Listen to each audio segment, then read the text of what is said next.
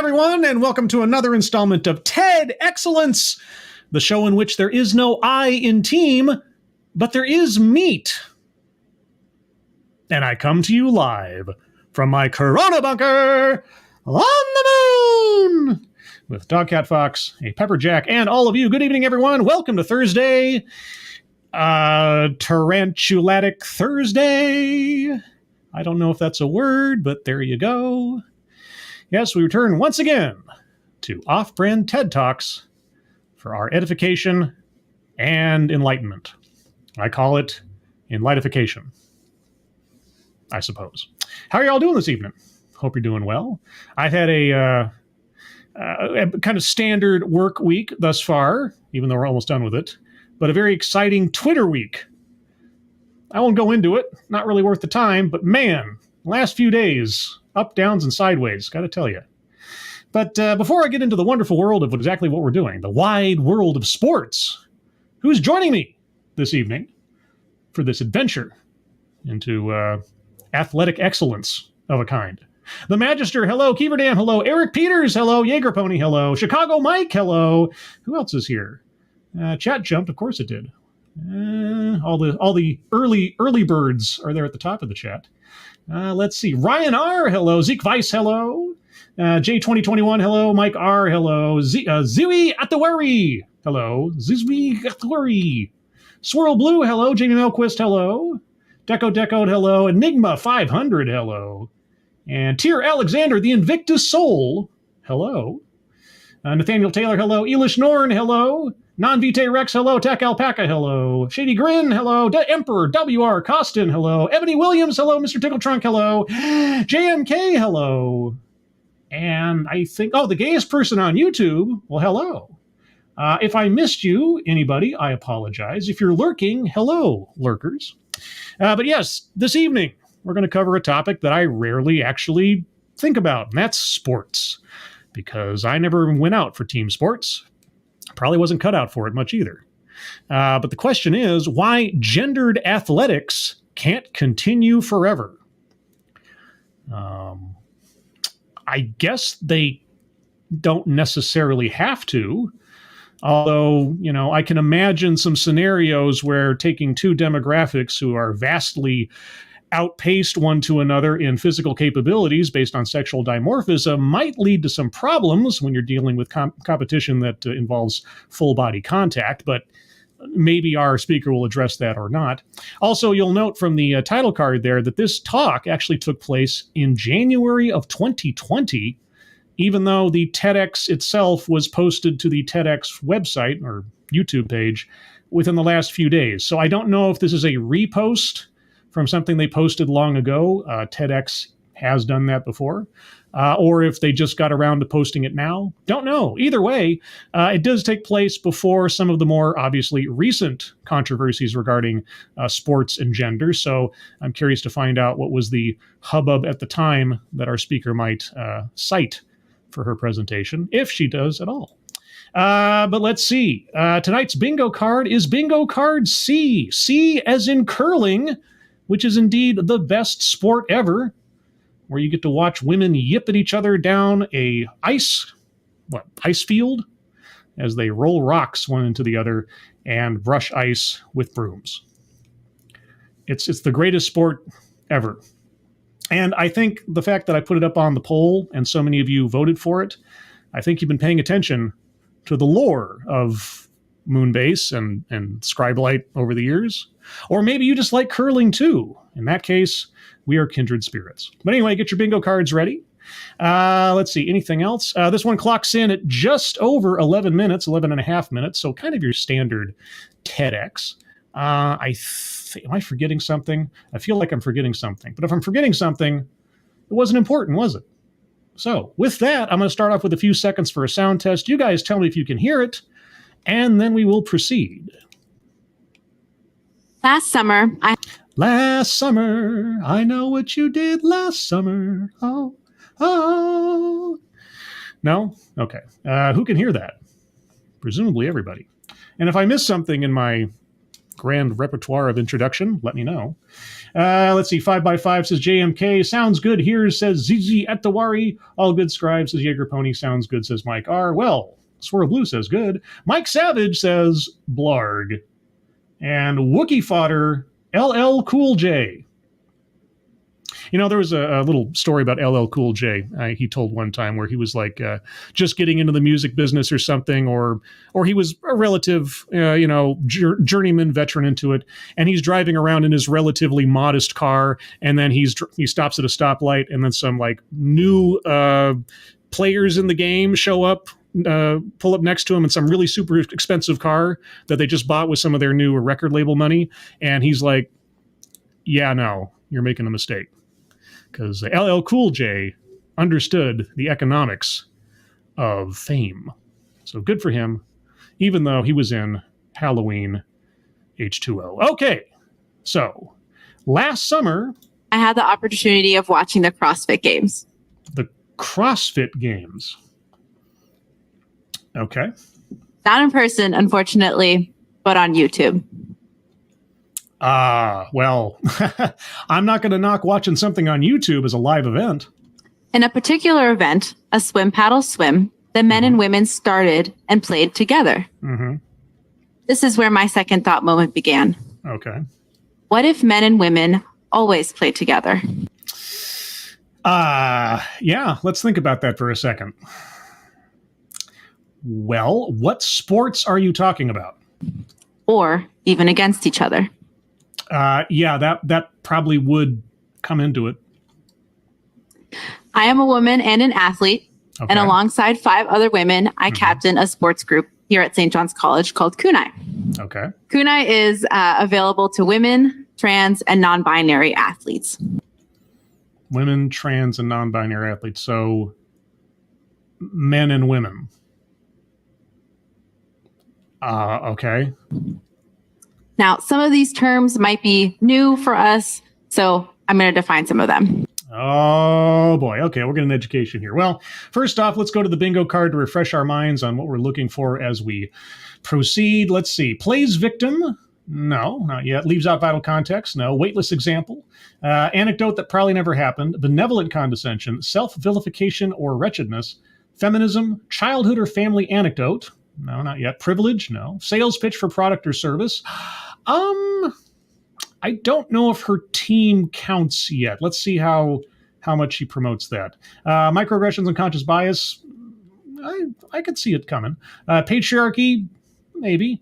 Wage gap? No, not yet. Mind reading assumes motives? Possibly. Attempt to coin new buzzword, buzz phrase? We'll see. Word salad? No. Diversity, equity, and inclusion? I'd be surprised if we don't get there. Marginalize, marginalization? We'll see. Contradicts own point or argument? No. Systemic, institutional? Perhaps. A list? Not yet. White supremacy? No. Argumentative non sequitur? No. And collectivizes own demographic? I guess maybe she's already said women. I'm a female athlete. Yeah, you know what? I'm going to circle that one because in the course of this, if she hasn't already, I'm certain by the end of it, she will have effectively done so. So circling collectivizes own demographic and circling free space. So that's where we're at. And let's go. The term trans is used to describe somebody who has transitioned from one gender or sex into another. By what procedure? Just declaration? Are there any, prerequisites on a medical/biological level? Okay. The term non-binary, which you'll hear me say a lot, is used to describe somebody who moves between genders freely. How can you move between genders if there's non-binary?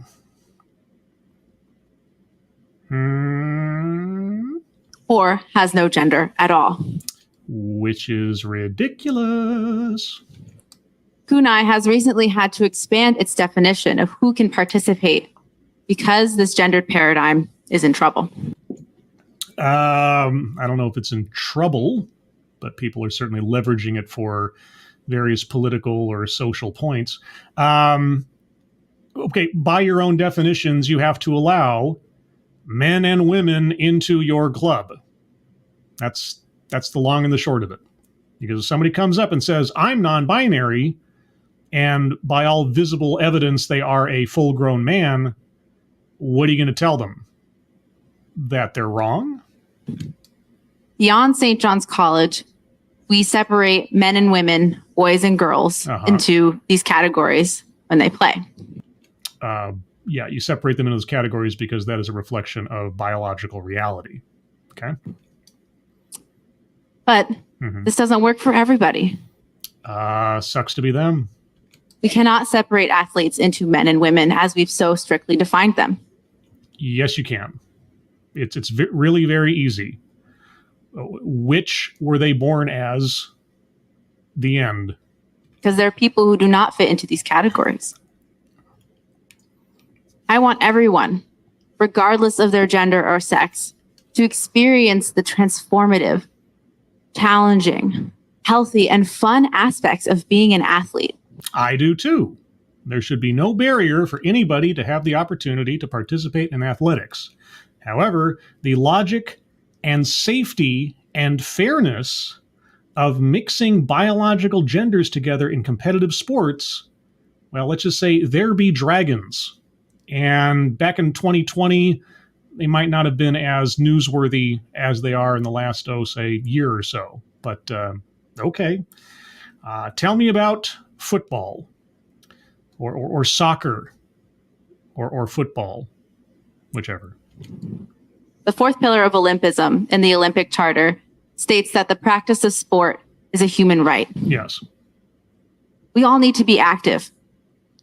We might not all become Olympians, but we all need to be active. The practice of sport is a human right. Every individual must have the possibility of practicing sport without discrimination of any kind and in the Olympic spirit, which requires mutual understanding with a spirit of friendship, solidarity, and fair play. Now, I'm assuming that's a direct quote. I don't have a reference for it, but okay. Well, then I guess the Olympics have been violating their own charter for a very long time. I wonder why that is. So do you want to put men and women into a boxing ring together by any chance? You know, an Olympic sport?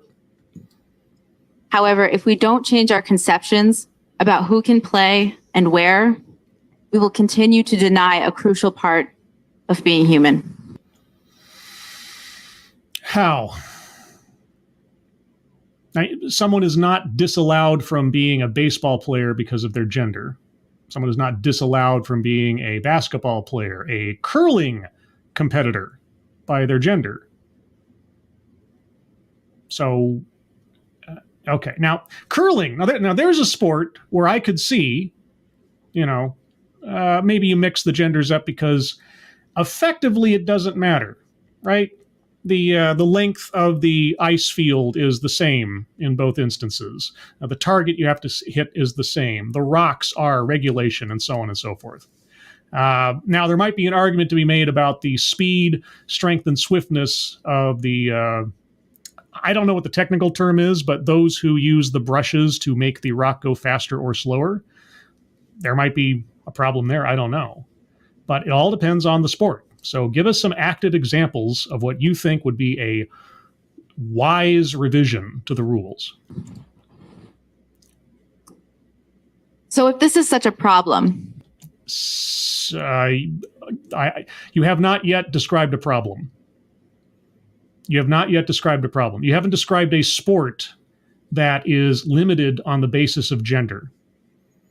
Or let me put it this way. Name a sport which one gender or the other is not allowed to participate in because of their gender. Why haven't men and women always played together? That's a good question. Why don't you answer it? I think there's an unexpected reason. Oh, an unexpected reason. Okay.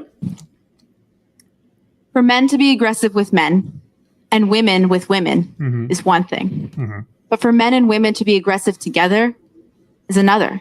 Yeah, mostly broken bones and major injuries on one side more often than the other. We feel like we're treading into dangerous territory. Yes. Put a woman out on a football field against several full-grown men, and you are treading into dangerous territory. more dangerous than if you're on a football field full of full-grown women. It is true. Is that not true? Violence between men and women is a serious issue we're trying to combat in our culture. Well, like illegal, non-consensual violence, yes.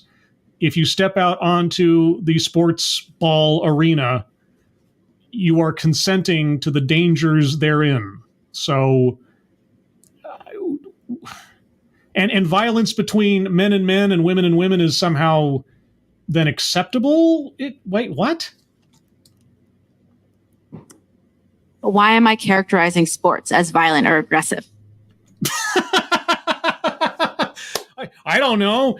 Competition, physical exertion, full body contact, risk of life, limb, and otherwise in the course of it. I don't know. Why would you do that?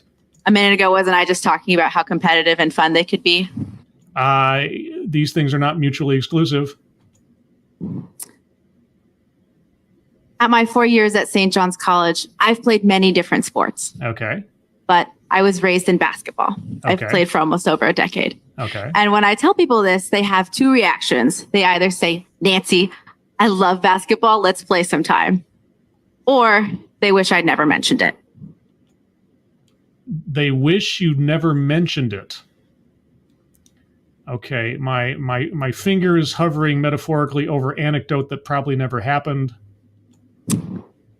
Why is a sport polarizing this way? Well, what? Okay, you're gonna.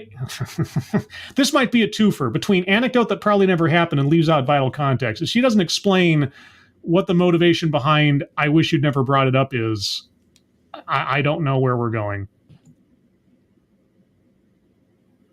When I'm playing basketball, I'm doing things I generally wouldn't do. Okay. I can invade somebody's personal space. I can swat the ball out of their hands. I can be bombastic and loud and gloat. Yeah, you mean you're playing a game within the rules? Yeah, okay. And these are risks that everyone accepts when they decide to participate in team sports that may involve contact and close quarters and competition and, okay. In general, I'm given license to defy our social rules. Yes. And inherent to the design of many games is this violation of our cultural norms. Not within the boundaries and rules of the sport which you have consented to participate in. Mutually consented to participate in. Where are you going? Do you want to, unisex all sports, or do you want to, wrap everyone in bubble wrap before they enter the arena now? I wonder what she thinks about, say, unisex hockey. No wonder it bothers us so much. What bothers? Okay, mind reading assumes motives. It doesn't bother me. I'm not taking part in it directly. If somebody wants to put their life, limb, and otherwise at risk for the entertainment or the athleticism or whatever, that's their choice. In that sense, I guess I'm a little bit libertarian in that way. As long as they are, consenting to it, they take the risks. So let's see. Where's mind reading assumes motives on this one? There it is, right there on the middle. Circling mind reading assumes motives. Sometimes athletes come to Kunai thinking that it won't be as rough as our co-ed sports here at St. John's College. Well, so far you're describing a philosophy that would tend to indicate that is your goal. They are wrong. We think that by playing with people who have the same physicality as us or the same bodies as us, that we're less likely to get hurt.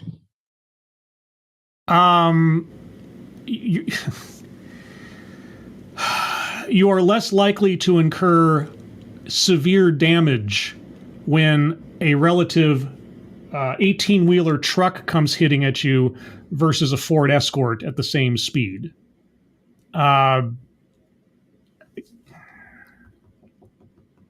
I'm not sure if our speaker is playing on a level playing field. I don't know. But this isn't the case either. You What know? it depends on most is the relative skill of the athletes on the court or field around you.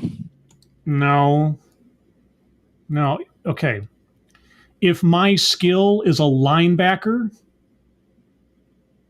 and my purpose is to knock you on your ass, if I am a full-grown man and my target is a full-grown woman, my skill is going to likely inflict more harm upon that woman than it would a full-grown man with the same musculature, bone structure, etc.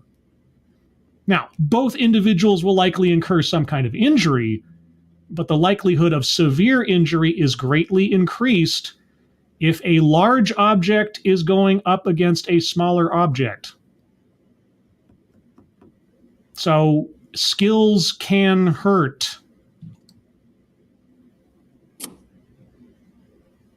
Risk of getting injured Yes. is inherent to sports, Yes. whether it be a man, a woman, a trans, or non-binary athlete. Okay. Yes. It's true. So what are you talking about? So before I move on to my next point, I want to address some of the emotions that might be coming up. What? Wait, where was your first point?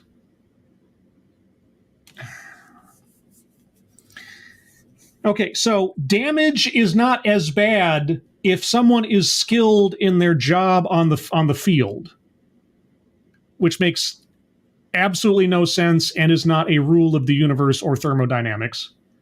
You think that gendered sports need to end because you say it's a problem, but you haven't actually cited a functional problem, except that you think for some reason it's unfair, or societal mores are getting in the way of girls playing with boys and vice versa, except that anyone who walks into the field accepts the risk of harm to themselves, and you yourself participate in sports where you're doing things and enjoying things that in any other circumstance would likely not be smiled upon, let's say.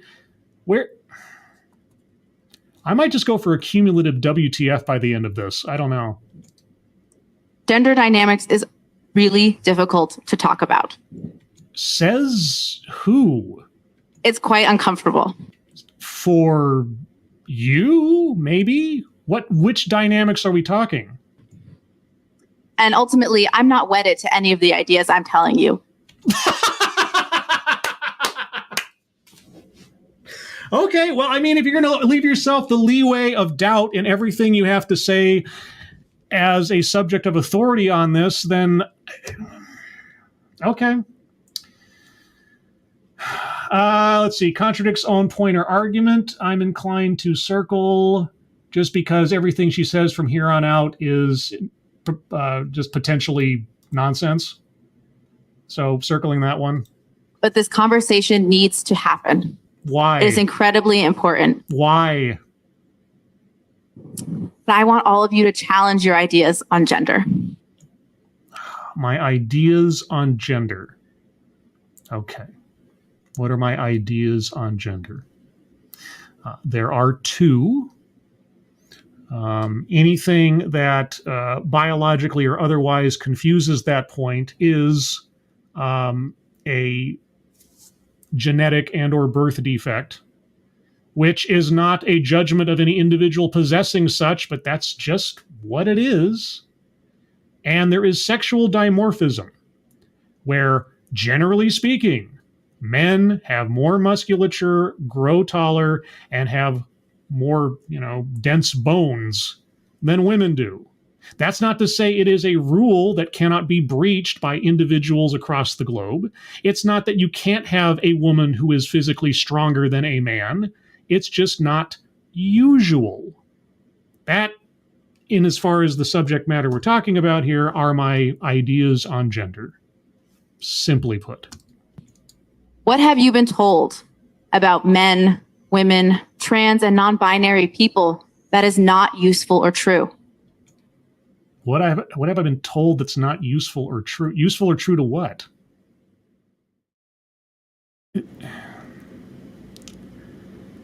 Okay, I don't know. Wait, was that long pause for me to ponder things that I don't even know the context of? Oh, okay. But boy, she's getting frustrating. She's frustrating me already. Yeah, a lot of emotions are coming out, mainly frustration and confusion. If some of these ideas bother you, as they might. What ideas? I want all of you to reflect on them. What ideas? Reflect on what? You're the presenter.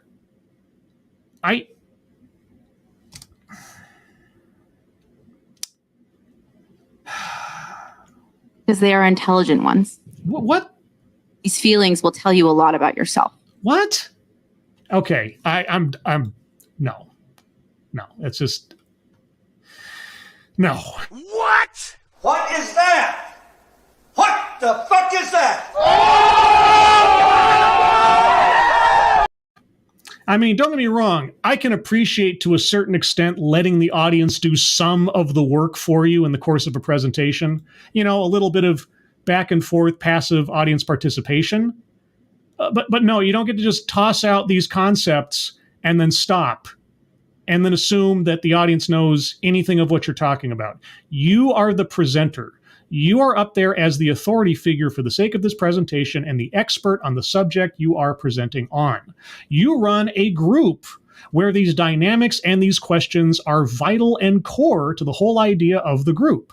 So you should be able to outline what you're talking about without me having to hold my own hand.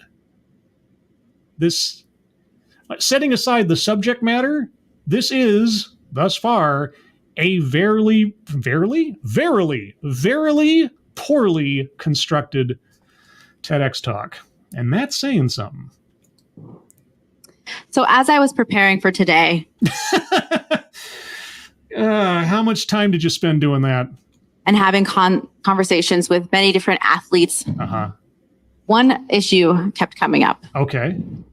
The concern about the uneven playing field. The uneven playing field. Okay. Is that the playing field wherein you have people of completely different biological and physical capabilities on the same field? Or... will it be fair for people of all gender expressions to play together? It depends on the sport. It depends on how much physicality, speed, muscle strength, etc. is involved in being successful in a competition in that sport. That is the primary question. You can have sports where that doesn't matter, like darts, right? Or just target shooting. Things where it is a matter of skill and practice and so on. But otherwise, it is going to be a tough call. And we have seen that tough call play out. Of course, you're doing this 2 years in the past, so you don't have the most recent examples to reference. But there are going to be instances where it's probably not either a fair or wise idea to mix genders in athletic competition. Is it fair that everyone will be judged together? If you're going to mix people together of different genders into competitive sports, they will be judged on who wins. Whoever gets the most points, whoever gets the fastest time, if that's what you're going to do, that's the eventuality you're going to have to accept, whether you enjoy the outcome or not. So, yeah. Through selective media, we are led to believe that people with more testosterone and more male characteristics will perform better. In what? And let's just take, the top 4 sports that come to most people's minds. Is that an incorrect statement? End of story. Well, if a woman wishes to transition into a man, what does that woman, generally speaking, medically speaking, have to start taking in order to affect that change? What is that? And what happens to the body when that change occurs? This is not always the case. Okay. There are so many more factors that go into an athlete's success or failure than just their hormones. Okay. Tell me the other factors that mitigate a linebacker versus their target player on the other team. Okay. Outside of the physical aspects, tell me what else matters. I mean, don't get me wrong. Yeah, there's the intangibles, there's experience, there's strategy, perception, things like that. Sure. Okay. But they are not the be all end all. Give me an example. There are trans and non-binary athletes who, with these testosterone differences, who perform average among their peers. And you put your hands on your hips at this point for some reason? What is this your confidence stance? Okay, give me an example. You must have an active example or four from your experience with your group, with the results of competitive sports with mixed demographics of genders, right? So what is your success story? Or name a success story where you had even keel mixture of genders on both sides and... Though disgruntled parents, athletes, and media would have you believe differently. I'm going to back up because I want to make sure I got the full context of that. Form average among their peers. Though disgruntled parents, athletes, and media would have you believe differently. Is that result average? And who are we talking about? And in what sports? I don't know what average means unless you give me an example. Average of what? What were they doing? Were they running the 100-yard dash? Were they playing football? Water polo? Like what? When athletic organizations... Whoa, there was a cut there. That wasn't me. So whatever's missing from this presentation, I didn't take it out. So hands on hips and then... would have you believe differently. When athletic organizations try to control for these individual variances, ultimately they fail. No, it's very simple to control for these individual variances. Is the participant a female or a male? Females go into that gym and males go into that gym. That's about as difficult as it gets most times.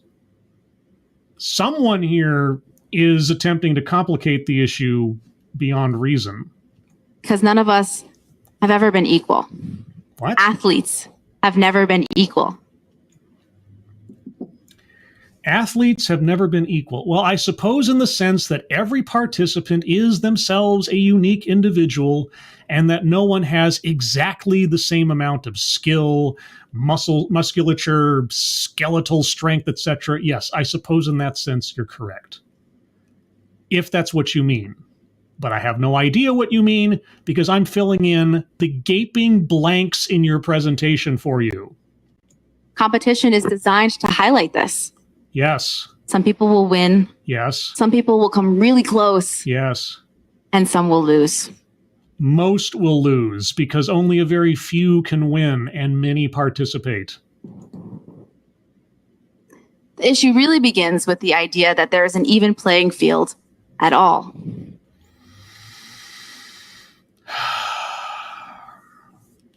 This is the difference between equal opportunity and equality of outcome. Two teams come to the field. Two teams that each have the same number of players. Two teams that all wear the same kind of equipment. Are these two teams on an even playing field? Why, yes, they are. You put a level on it, it's flat. All the lines are straight. Now, who's going to win? Who is the better team? It's never necessarily an even playing field, and the outcome is never always even because it's competition. What are you talking about? When we're measuring athletic competitions, what we're trying to control for and make sure that we're measuring is athletic performance. As quantified by the number of points one gets in, or athletic performance. Okay. When I think of controlling for or judging on athletic performance, the first thing I think of is like gymnastics, where form and your ability to land on your feet and the number of tricks and twirls and jumps you do, because athletic performance as like mechanics, as an art form, as an exact sort of sport, that's where that comes in, where the judges are looking at how many twists you can do in the air on the ice rink, or how many flips you can do off of the pommel horse, that kind of thing. But when it comes to like football, do you get the ball over the line? That's really what it comes down to. Game of inches, that kind of thing. Basketball, do you get the ball in the hoop? And not some other ability. What? But what does it mean to have an even playing field? I don't know. You won't tell us.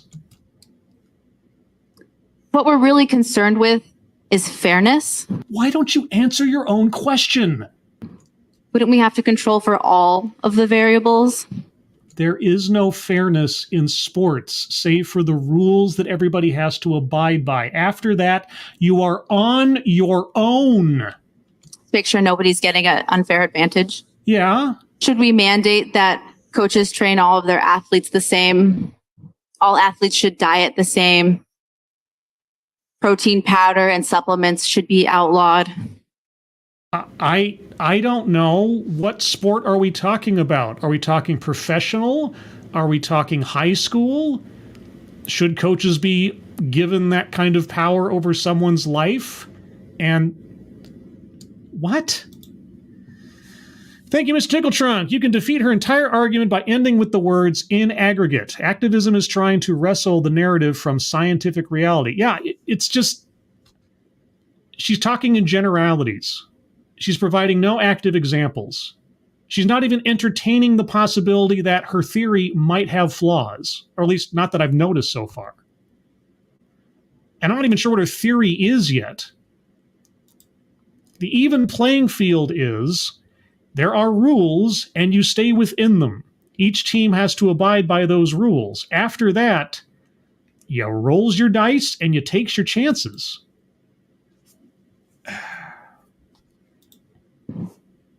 Should athletes with prodigious height, weight, or muscle mass be barred from competition because of their genetics? Well, that question has come into more prominence in recent months, but of course you're 2 years in the past and don't know that. So yeah, no, it's a serious question. I mean, setting aside all of the gender politics of it, if you bring in what is effectively a ringer, right, into an athletic competition, you put Charles Barkley against the third grade basketball team. Well, I don't know. Is that fair? Is that fair to the other players? Is that an uneven advantage? And like I say, the rules are there. You step into the ring, you take your chances. If you want to get into the ring with Mike Tyson, no, the bad idea because, ear biting and everything. But let's just think of your actual professional boxer who doesn't break the rules. Okay, you get into the ring and you're not prepared for it, but you have technically every chance of taking down the boxer who's been doing it for years. If you're willing to abide by the rules and take on the risk, that's an even playing field. But you're probably going to lose. If we take the idea of the even playing field to its logical extreme, What? everyone becomes the same. No. What? How? What? Harrison Bergeron? What are you talking about? I'm circling word salad. I mean, actually, it's kind of like the opposite of word salad. She's actually not saying enough, but in the context of this, it's just nothing. Thank you, Tier Alexander, the Invictus Soul. As far as numbers go, a weaker team can defeat a superior team. We can't account for all factors. Will to win and a bit of luck are factors at play. It's true. Like I say, the guy, the skinny guy getting into the ring with Evander Holyfield does have a chance to beat Evander Holyfield. It's not likely, but it exists. I mean, we have seen this over and over. We just saw this with the Kentucky Derby, right? The horse that was like something like the last one to be suspected to have any chance of winning won the whole shebang. Yeah, that's the even playing field. Everybody has a fair chance at winning because you're in the ring and you're competing against somebody else. Do they have advantages that you don't have? Do you have advantages they don't have? Sure. That's the even playing field. Doesn't mean everybody's the same. I'm not sure because she hasn't actually said yet or defined it, but I have a feeling our speaker, at least in this instance, has absolutely no idea what the concept of an even playing field is. It's the field, not the players. And the purposes of sport, like excellence, achievement, and fun, become irrelevant and meaningless. I'm backing up because I want to make sure I get the fullness of whatever she's saying. All athletes should diet the same. Protein powder and supplements should be outlawed. Should athletes with prodigious height, weight, or muscle mass be barred from competition because of their genetics? If we take the idea of the even playing field to its logical extreme, everyone becomes the same. No. And the purposes of sport, like excellence, achievement, and fun, become irrelevant and meaningless. So are you arguing for people who have a definitive physical advantage to be placed amongst a demographic that has a definitive lack of advantage against that individual or individuals, or aren't you? What are you arguing for? Because, correct me if I'm wrong, but it feels like, even though she's gotten so few details into this, I can't tell, you keep going back and forth. Of course, you did say that nothing you said was going to be certain, so why are we here?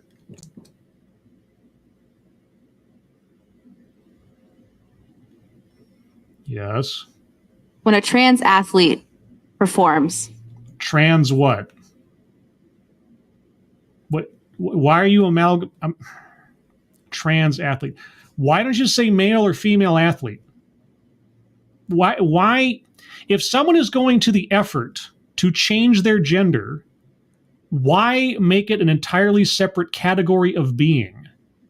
If they're now a woman, just say female athletes, if you believe what you're talking about, and vice versa for male athletes. Trans athletes. Why are you making the distinction?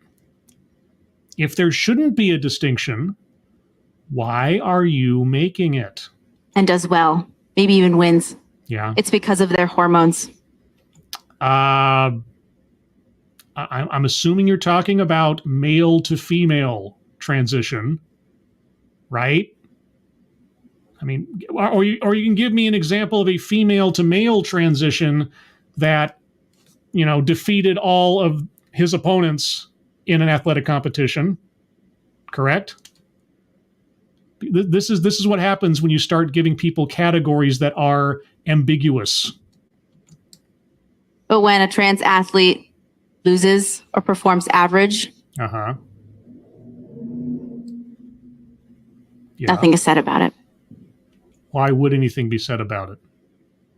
If a non-trans athlete does average or loses, what is said about it, unless that person was expected to win. You know, like Tiger Woods comes out and everybody's like, oh my God, Tiger's going to take the jacket again. And then he doesn't. Like, oh my God, that might be something to remark upon. But most times, if you don't place, nobody gives a rip. And it doesn't matter what's in your genitals or pants or whatever. Good. So, isn't that the even playing field you're asking for? They're treated the same as everybody else?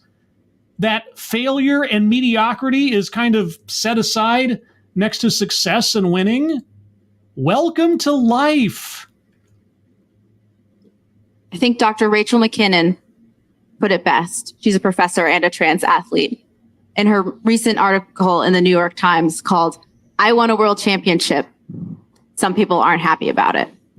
Some people. How many is some? I can't say I've ever heard of the name before, but okay. She writes, if you think I have an unfair competitive advantage, consider this. What sport are we talking about? I'm assuming then that this was a man transitioning to a woman. I lose most of my races. Okay, so as a man, you were a mediocre, marathon runner or a field runner? Okay. How can I have an unfair advantage over her if she beats me most of the time? I don't know. Why? Not every man is built for sports. I can attest to that. It's not a given, for gosh sakes. And why should my right to compete be contingent on not winning? What? There are now, and in the future will continue to be, really excellent and talented trans and non-binary athletes. Sure. But as things stand, there's not enough room for them to compete. Talented in relation to what competitors? I mean, again, our speaker is not here in the future with us, so she doesn't have the same recent examples in the media to base things on. But an average male player in Sport X is probably going to be an excelled player in that same sport against the opposite gender, especially if you're going from male to female. That's usually the direction in which these things become a major question.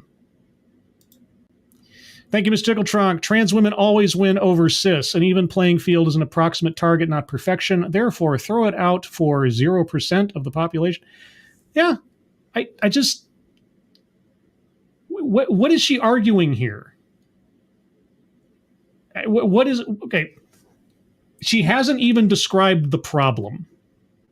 At no point has she said or given any evidence to say that anybody is being withheld from the opportunity of playing any particular sport on the basis of their gender. Right? The division between genders has a reason that she has yet to even confess to. And an example that is right there waiting, just like Richard Marx said, it's right there waiting for you. It's called football. Whether you're talking about soccer or, football, put men and women on the same playing field with the same rule set and see what happens. The most famous instance that I can think of off the top of my head is when that junior varsity, junior high or high school boys soccer team took on the women's national champions or something, and they beat them. Right? The junior high kids beat the championship team or the national women's team. It's just one example, but that's what you're asking to have happen. So are you going to acknowledge the obvious differences and disparities between the genders in athletic competition? So, a needle pulling thread. Instead of keeping our exclusionary system, what if we create a new inclusionary system? All right. System, systemic, institutional, and inclusionary diversity, equity, and inclusion. 2 squares, 1 sentence. I don't know that that happens all that often. Well, golly gee whiz. Okay, there's a whole bunch of squares I am just itching to circle. But in the absence of a direct example or direct citation, I'm going to wait for the aggregate. So we got another couple minutes. Okay, give us your system. What system is going to fix this? No gender necessary.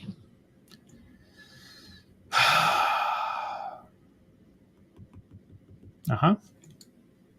Instead of separating athletes by their gender, Yes. we can separate them by their skills and goals. Why? Why? I want to play football. What? I mean, so are you going to set it up like you're going to judge me on whether or not I'm a remedial football player versus a expert football player? Well, by what metrics will you do this? How will you judge people then?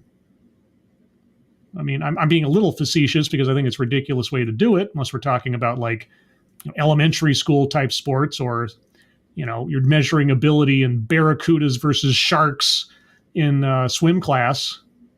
Okay, well, lay it out. How would this work in professional sports?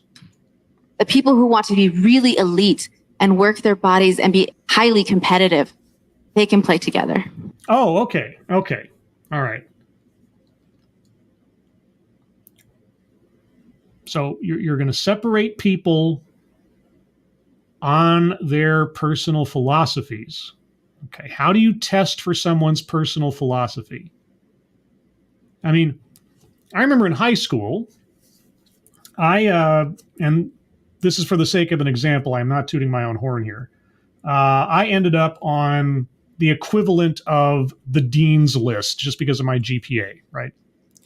And for all intents and purposes, I didn't really work all that hard to achieve that, at least by my own, sense of things. But I knew other kids that worked their tails off because of circumstances and their own difficulties in learning certain subjects just to get a C. So simply on the basis of effort, they should have probably been in that room rather than me. But it all depends on how you're going to measure these things. And even then, is that fair?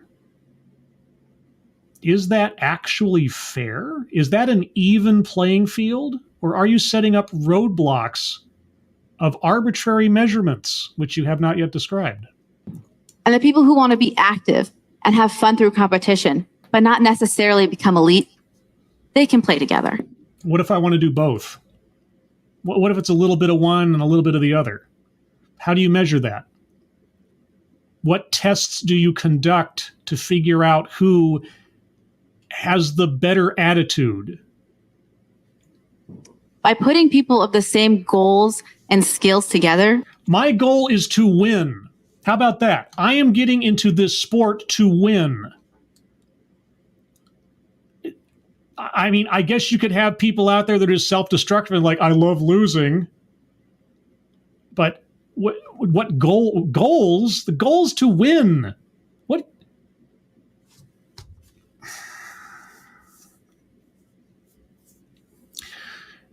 Okay.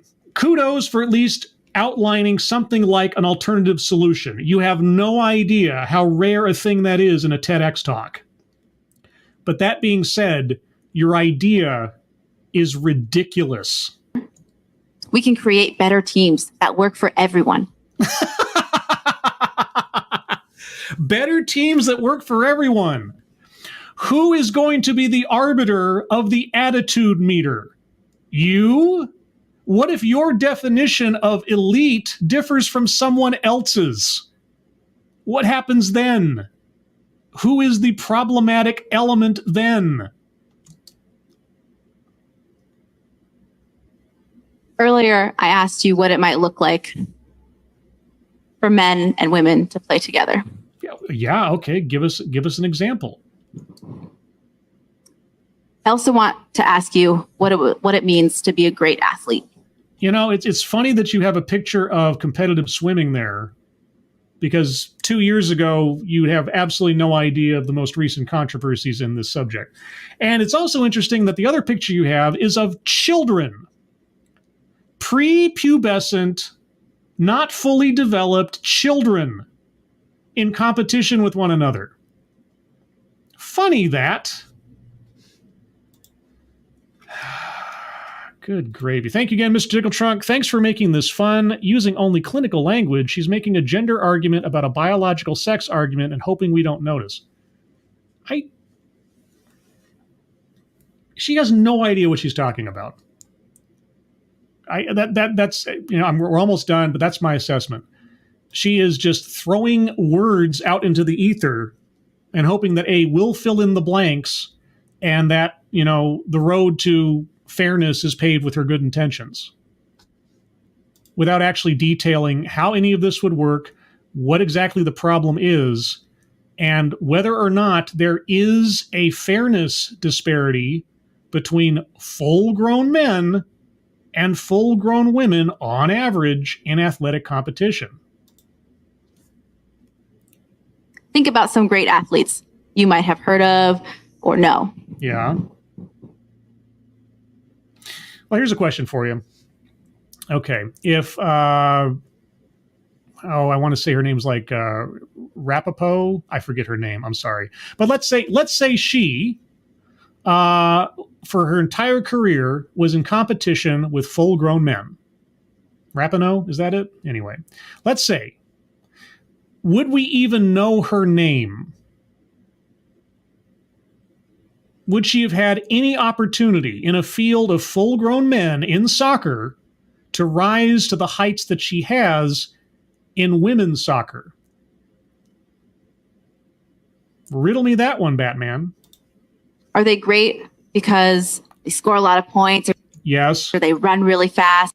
Yes. That could be part of it. That's almost all of it. I mean, there are some intangibles like sportsmanship, certainly. If you have a poor sport who's also talented, you're going to have a bad boy or a bad girl of the sport who probably still get as much acclaim and everything else. But yeah, if they score and they bring butts to the seats, yeah, that's probably going to be the biggest selling point. That's probably what's going to get them the big payday and the media attention and the endorsements. So yes, it is about scoring the most points and running really fast, etc. But I think it's only a part. Is it really? How do the Olympics judge success? Who gets the gold medal? Someone with the right attitude, or the fastest time, or the most points?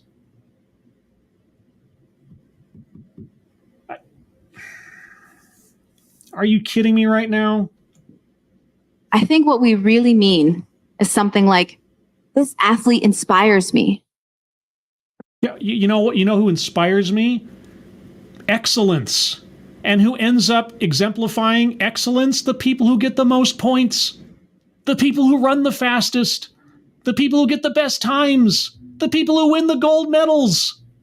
Sure, you can have athletes who don't make the big waves, who are consistently good, and they can be inspiring. You can take inspiration from anything and anyone. But you ask the question, why are we going to know their names? Why do you have those 6 pictures up on that screen? Why didn't you pick anybody from the middle set of all of those sports? Why? You already know the answer, don't you? This athlete looks like me. Oh, for crying out loud. Well, this athlete looks like me. Yeah. Because when I look to athletic excellence, when I want to feel good about myself, what I look for is someone in an athletic competition who looks like me. Then I can feel good about myself because they have the same skin color or they have the same gender. You know who else really, really liked seeing people that looked like him achieve excellence in sport? I'll give you a hint. It was a guy with a funny hat in 1936 Berlin. It's just... And they have shown me the wealth of potential in a human being. Yeah. This athlete has emboldened me to try harder in my life. Mm-hmm. Okay, so what? What does that have to do with even playing fields, mixed genders, and anything else? Argumentative non sequitur. Circle in that, just because I want to. Many more people than we think can be that if they are given the chance to show it. Thank you. You haven't... You never gave us an example where someone was being barred from competition in any particular sport on the basis of their gender. You never acknowledged these simple truths as to why most competitive athletics are separated by gender. You have to at least concede one side of the argument if you're going to start selling me on yours, and you did not. You pretended like it wasn't there, or that somehow that assessment of reality is an inherent injustice when it's a biological reality, when there's plenty of examples of why that is a risk to both fairness and safety. This was a terribly constructed presentation, a horrible argument. I mean, I didn't know what to expect, but well, we got what we got. Either way, that's it. Let's move on to the wonderful world of the bingo card. Do I have that lined up? I do have that lined up pretty good. Okay. So, bingo card, where are we now? This is where we're at. I'm going to go over the bingo card one more time by myself. If you have arguments for squares to be circled, please hold on to them momentarily, and I will entertain them as we go. Plays victim. You know, truth be told, she never, not in any particular way, made herself the subject of the argument. And she never used herself as an example of being treated unfairly. She talked about, you know, unfairness or lack of fairness in the abstract, but she never made it about herself. At least not in any meaningful way that I can think of. So I'm not inclined to do that. Leaves out vital context, you think? Just a little? Yeah, all over the place. What ideas do you have? What things come to mind? What did this, that, and the other? Yeah. Weightless example. I wish there was an example. Actually, you know what was the weightless example? Her own team. She never brought up any specificity about the results of her own team. The highs, the lows, the successes, the failures. She brought it up. She mentioned it. Like, I have a team where we let anybody in with these gender categories. And then didn't do anything with it. So, yeah. That's her weightless example of the few that she gave us. Anecdote that probably never happened. When I bring up basketball, people are either excited or they say, I wish you hadn't brought that up. Yeah, if that ever happened, it was a one-off. It's not a regular thing.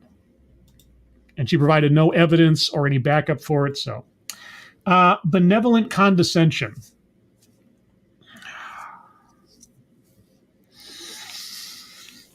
You know what was condescending? The absence of acknowledging reality.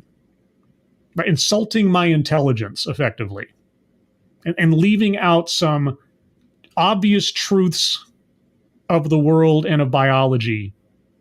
You have to at least concede either the concern for fairness or the concern for safety or the obvious disparities of sexual dimorphism in athletic competition. You have to at least acknowledge that those exist, not pretend like they are irrelevant.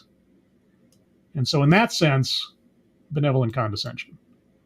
Just, I mean, for whatever else. I want to make it clear. I have every ability and desire, whether it's this subject or any other subject, to be either proven wrong in my assumptions or to have my mind changed in small or large part. Okay, I didn't come into this going like, oh, it's a ridiculous thing. There's a possibility that someone could make an argument or set up a system or make some kind of, regulation or something that would make sense to me. It's not impossible, right? But nothing of my quote unquote preconceived notions about gender in sports or otherwise was either A, just even acknowledged, and B, was never challenged. So I don't want to say that I came in here like some kind of sports purity zealot or something. That's not the case because I hardly ever pay attention to sports. But see, self-vilification or wretchedness. No, that never happens. Feminism. I mean, she talked about gender, etc., but was there feminism there? Because she wasn't a trans exclusionary radical feminist, certainly, so that's not the case. I could see arguments for feminism or patriarchy, depending. But she was talking about both sides of the, athletic gendered aisle, so I'll leave it to you guys. You got a good argument. Childhood or family anecdote. Again, she never really talked about herself. Privilege, not in any particular way. I'm trying to think back because there's a lot of very little to digest there. I mean, she didn't even want to acknowledge that testosterone and muscle mass provided a benefit. So, I mean, sales fit for product or service. No, I thought that she was going to extol the virtues and the successes of her integrated team, but she never did. And so I don't think so. Microaggressions, unconscious bias. Yeah, she did talk about when she brought up the, think about your preconceived notions about this, that, and the other. So in a way, she did bring up unconscious bias as a concept, right? And wanted us to challenge ourselves in whatever ideas we came up with because she didn't give us any. So, yeah. Patriarchy, again, I think that's an open question. Wage gap. She never did bring up money. She brought up points and scores and ability and such, but yeah. Attempt to coin new buzzword, buzz phrase. There was nothing new in there. And I don't think there was anything new for 2020 even. Marginalization. It was decidedly implied in, if not in reality, at least in her rhetoric of people being denied opportunities, which she never gave an example of. But yeah, a list. There was never a 1, 2, 3, 4 list. So no. And lastly, white supremacy. No, even though she brought up, I see someone who looks like me. That's not specific enough. My rejoinder as, Godwin's law as it was doesn't count. So yeah. All right, let me refresh the page. That's where we're at. That's where I have it at. So there's possibility here for a bingo here or there. It's possible. I'm open to arguments. So if you have an argument for a square not yet circled, please put it in the chat. If I've missed your argument, please don't say, read my argument, ranting monkey. Just repost your argument. Lexi Mads. I have just started lifting weights, and by lifting weights, I mean I bought a 1-gallon water bottle and drink all of my water throughout the day. Time to refill. Every piece of physical exertion that is beyond what you have to do as a regular part of your routine is good physical exertion. I myself have recently gotten into an exercise routine. Yes, it's true. Not that I really needed it on a weight basis, but just on a sort of, self-esteem, feel a little more energized basis. And so I've got a couple of pairs of hand weights, and I've got a barbell with some weight on it. And every morning I go through a little exercise routine, and I feel a little bit better. And I look, I think, a little bit better. Some things on my arms are more defined now than they were 2 weeks ago. That kind of thing. It's not a major change. I don't imagine I'm going to turn into Charles Atlas or some kind of, Mr. Universe kind of thing. That's not even my goal. I don't think I'd look good that way anyway. But, feel a little bit better. Move around a little bit more, especially in this sort of sedentary situation we've all found ourselves in for the most part over the last 2 years. Probably a good idea. Let's see. Okay, Nathaniel Taylor described like she collectivized her own demographic and then made that demographic a victim. So she played the victim through proxy. Ooh, Nathaniel Taylor. You know, you have a track record. A track record for coming up with some very good arguments. You know what? I don't even need a straw poll for that one. That is a good argument. That is a good argument. Yeah, as much as she was hiding behind the audience to answer her own questions for her, she did include herself in her own victimhood by proxy. So, Nathaniel Taylor, I think, at least for the second, if not the third time, this is all your fault. Bingo. What? Of course! We have our first bingo. Everybody give a thanks to Nathaniel Taylor for that excellent argument. Let's see, who's next? Dylan Farnham, one world government, one world sports, centralized banking, and one gender. Well, then we'd all be on the level playing field, I guess. Something like that. Lexi Mads, did you just assume her gender? I suppose we did. I prepare myself for the stockade.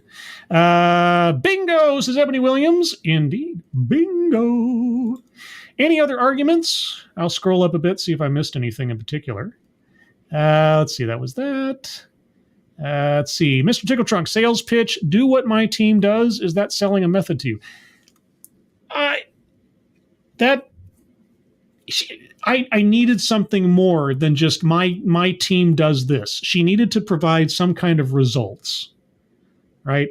Just mentioning something you've created without at least some effort to, build it up, even if you're building it out of sand. But she didn't even do that. She just sort of said, here's a thing that I do, and it's made up of people like this. And then she didn't even mention what sports they play. Can you imagine that? She brings up this integrated team that she's so proud of, and she never even mentions what sports do they participate in, and how does it all hash out. I get what you're saying, but there wasn't enough there for me to say that was actually a sales pitch. In fact, the absence of any other details about what her group does or the success of it or whatever else, that almost says to me, again, in the isolated space of the presentation, that she actually doesn't have all that much confidence in her own, let's say, business model, for lack of a better phrase. So, if you've got a better argument or you want to refine it, by all means. Tier Alexander, Harrison Bergeron would be proud. We are about to make him a real thing. Well, she argued against that, right? She got to the point where she said where everybody is dieted the same and everybody is this and everybody's the same height and this, that, and the other, and there would be no fun and competition. So she's actually arguing against the Harrison Bergeron model, but yet she keeps asking for an even playing field when it comes to the participants, which makes no sense, because the playing field is not the participants. It's the playing field. Just that very specific distinction of just vocabulary seemed to escape her the entire time, at least as far as I could tell. I don't know. Ken Lee, imagine my presentation made sense or was coherent. Oftentimes, that is the art of a successful TEDx, as we've seen over and over again. This was not a successful TEDx. I've seen successful TEDx's in the sense that they sounded like a complete argument, but when you actually started thinking about it. And that's really the advantage of being able to watch it with a pause game, obviously, because if I was actually in the audience for some of these TEDx things, the information, the rhetoric, the statistics and everything would probably wash over me so quickly without any attempt to or opportunity to think about it, that I might actually think I listened to something either complete or intelligent or well-constructed. But more often than not, it's sophistry. And in this case, not very good sophistry. Scrappy, math team. There you go. Now, see, that's a competition where it doesn't matter. Competitions like chess, right? Checkers, poker, games of a skill and observation of the mind. and doesn't require physicality. Yeah, you could do something like that. I mean, maybe her team is like blackjack champions of the East Coast or something. I don't know. She never said.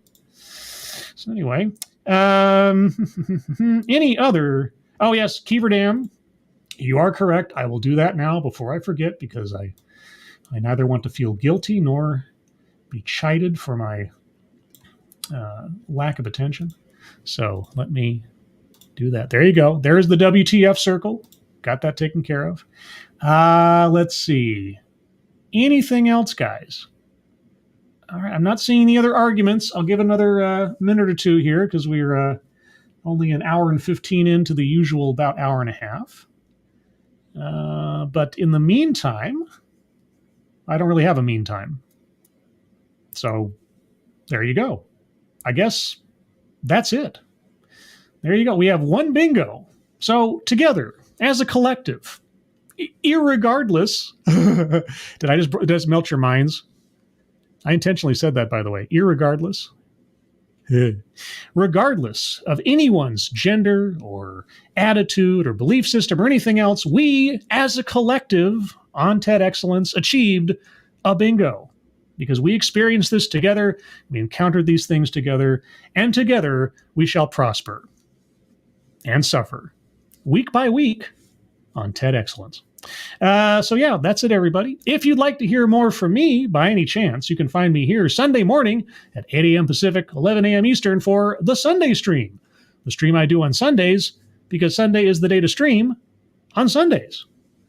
But beyond that, you know what I meant to do? And I didn't do it, so I'm not going to attempt to do it clumsily here. But what I meant to do is come up with a list of YouTubers and other things to shout out and recommend, because I've been meaning to do that more often.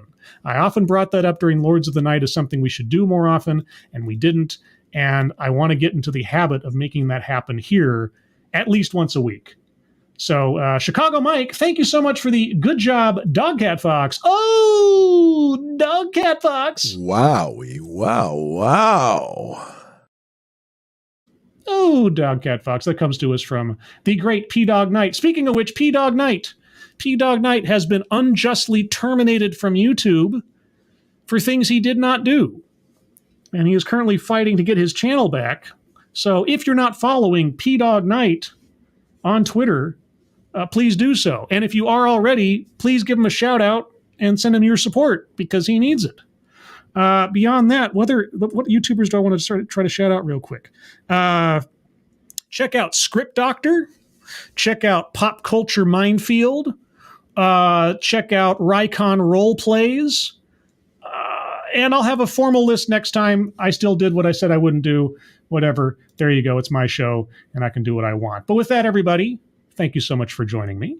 Moderators, thank you for keeping an eye on things. Even though everyone here is so well behaved, you have very little to do. I just remember what I forgot to do, and that is take a look at the GoFundMes pinned at the top of the chat box.